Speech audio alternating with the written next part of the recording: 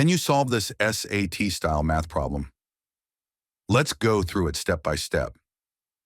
But before we begin, let's first understand the concept. In math, a function takes an input, does something to it, and gives us an output.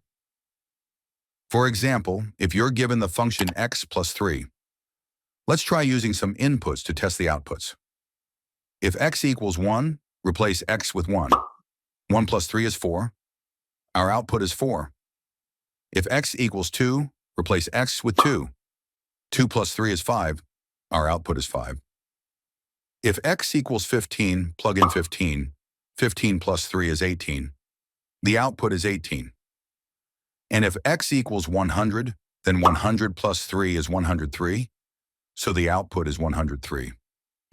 Now, functions are often written using the symbol f of x.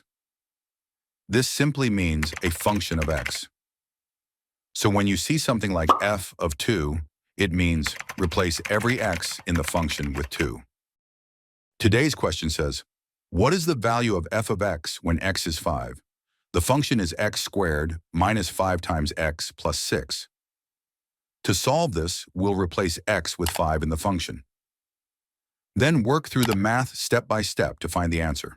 Chunner.